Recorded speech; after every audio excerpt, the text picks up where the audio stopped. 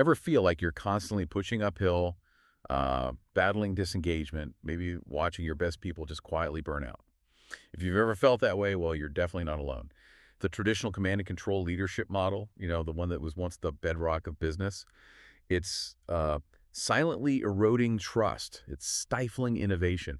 And it's costing organizations far more than they probably realize. It's like this hidden drain on morale, on productivity, leaves leaders frustrated and teams, well, underperforming.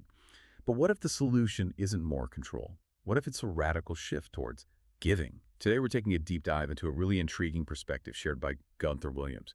He challenges these old ways and offers a powerful alternative, what he calls the value-first cure. We're to unpack his insights, look at where these concepts come from, and importantly, explore how they deliver real, measurable results. Yeah, and what's truly fascinating here, I think, is how Williams's perspective connects genuine influence. Not just to having authority, the title, but to actual service and authentic value creation. Our mission today is really to cut through some of the noise around leadership theory.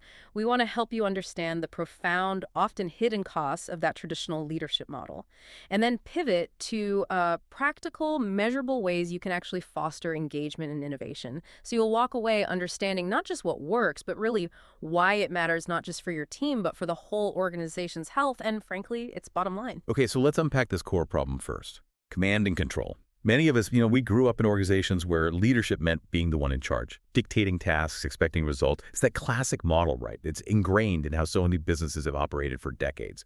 And it feels logical, doesn't it? Someone has to steer the ship. But Gunther Williams suggests this approach, while it seems straightforward, it comes with these significant hidden costs. Costs that are often overlooked until, well, they've done some real damage. Right.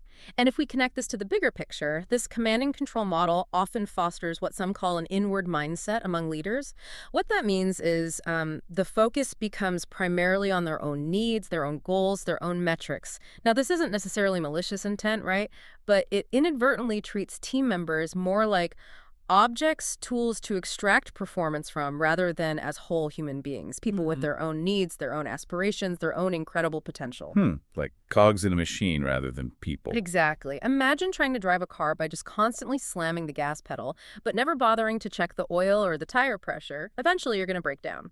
This leadership approach, it silently erodes trust because people feel used, not valued. It stifles true innovation because, well, if you're treated like an object, you're probably less likely to speak up or challenge the status quo or offer those maybe unconventional ideas. You fear reprisal. Yeah, you just keep your head down. Right. And ultimately, it leads to widespread disengagement and burnout. And these aren't just, squishy feelings. These are very real, quantifiable costs. Costs to organizations in terms of morale, productivity drops, high turnover rates, and just the massive loss of untapped potential. It's huge. That's a really crucial point, that inward mindset. It seems so easy to fall into without even realizing it. But here's where Williams really flips the script, as you said. He proposes this powerful shift to what he calls giving leadership. And he's very clear, like you mentioned, this isn't soft leadership where anything goes. He describes it as, quote, strategically sound and producing measurable outcomes. So it's about consciously moving from that inward mindset we just talked about to an outward mindset, genuinely seeing and valuing others for who they are, understanding their needs, and figuring out how to actually help them thrive. Yeah, and this raises a really important question that I think a lot of listeners might have right now. Okay, how does one actually do giving leadership? Sounds great in theory, right? But what are the foundational principles? How do you put it into practice? Well, Williams outlines a blend of some truly influential frameworks. First, he says leaders have to tackle what he calls self-deception. This means acknowledging your own blind spots and breaking out of what the book Leadership and Self-Deception calls the box. The box. What does that mean exactly? Think of the box as this subtle, kind of insidious mental trap where we unconsciously start to see our colleagues not really as people, but maybe as obstacles to our success or just mere tools for our goals.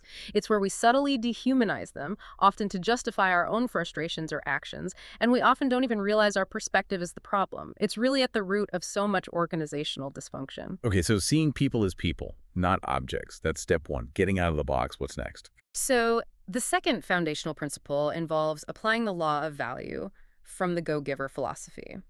So instead of the typical question, which might be, what can I get from them? How can they serve my goals? A giving leader reframes that question entirely. They ask, how can I genuinely help each person thrive? How can I add exceptional value to them? Hmm. A fundamental shift in intent. Exactly. It's shifting from a purely transactional mindset, what's in it for me, to a transformational one. How can I help you grow? And again, this isn't just about being nice. It's about understanding that true, lasting influence and ultimately better business results, they don't come from taking, but from strategically giving value first. It's really a radical inversion of those traditional power dynamics we see so often. That's a crucial distinction. But I can hear some leaders thinking, this idea of giving first, it might feel counterintuitive in a really results-driven environment. How does Williams address concerns that this approach could be perceived as, I don't know, lacking accountability? Or maybe even enabling underperformance? That's an excellent point, and it's a very common concern. Williams is actually quick to point out that giving leadership isn't about permissiveness or avoiding tough conversations. Not at all. In fact, you could argue it's quite the opposite. When you genuinely focus on helping someone thrive, you're actually more likely to give them direct, honest feedback. Oh, interesting. Why is that? Because that feedback is coming from a place of care for their development, for their success, not just criticism because they missed a target. It changes the whole dynamic. It helps foster an environment where accountability becomes more of a shared commitment to excellence rather than just a top-down enforcement mechanism. So it's really not about being soft. It's about being profoundly effective in a way that builds trust and loyalty. And those are the real drivers of sustained performance, aren't they? That makes a lot of sense. It reframes accountability completely. And Williams didn't just theorize about this, right? He saw this approach implemented firsthand. You mentioned a struggling team whose leader adopted this giving leadership mindset. You can almost picture it. A team may be mired in the usual issues, low morale, missed deadlines, perhaps some internal friction. So what did this all mean for real-world impact? Did it actually work? Was it just a nice idea on paper, or did it truly deliver results? Oh, it delivered. The results from this team's transformation were truly remarkable, actually. And they speak directly to those measurable outcomes Williams emphasizes. Within just 6 months, and remember, 6 months isn't a long time in organizational change, but within 6 months of this leader adopting the giving leadership approach, the team saw their engagement scores rise by an impressive 30%. Wow, 30%. That's significant. Huge jump. That reflects how connected, motivated, and invested people felt in their work and their team. But that's not all. Furthermore, their innovation metrics doubled. Which means new ideas, creative solutions, proactive problem solving, all that stuff was flowing freely instead of being stifled like it probably was before. And perhaps most tellingly, turnover dropped significantly. People wanted to stay.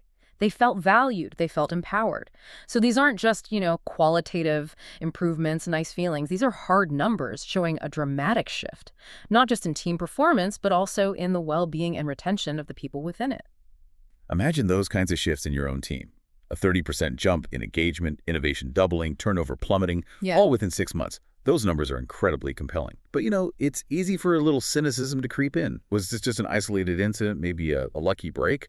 Or is there broader evidence that these kinds of quote-unquote soft skills truly translate into such hard business metrics consistently? Yeah, that's a fair question. And while Williams' specific example is a really powerful case study, the principles he draws from are actually supported by a wealth of research across various fields. It's not happening in a vacuum. For instance, the ideas behind psychological safety.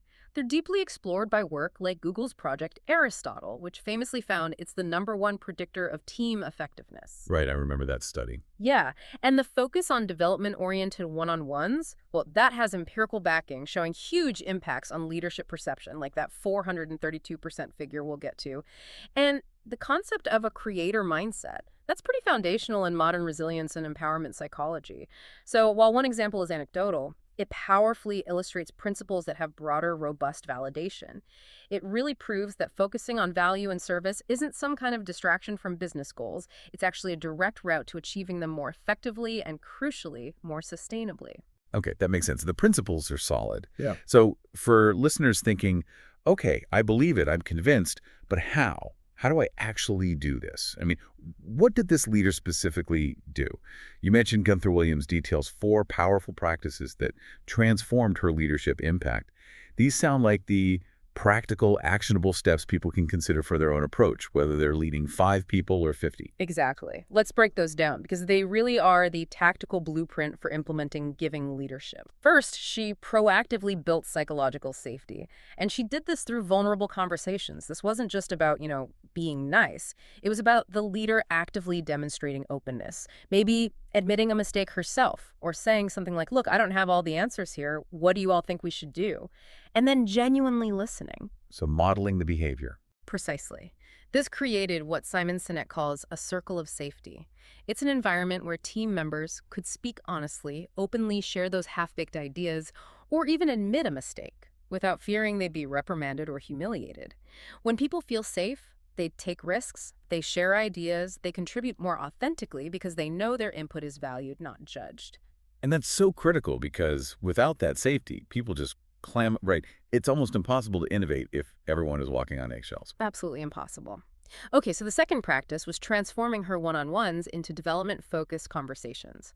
So instead of just the standard status updates, what did you do last week, what are you doing next week, she structured regular one-on-ones specifically focused on the individual's growth. So shifting the focus from task to person. Exactly. This meant asking questions like, what are your career aspirations? What skills do you want to build next? How can I, as your leader, help you get there? Now, here's that statistic. Research indicates this specific approach can lead to a staggering 432% stronger leadership perception from team members. 432%. That's almost unbelievable. It's huge, isn't it? It just shows the power of genuinely investing in their individual growth, not just monitoring their tasks. It turns a potentially perfunctory check-in into a really powerful coaching session. Okay, psychological safety, development-focused one-on-ones. Yeah. What was the third practice? That number is still sticking with me. The third was actively cultivating conversational capacity. Now, this isn't just about being polite or having, good communication skills.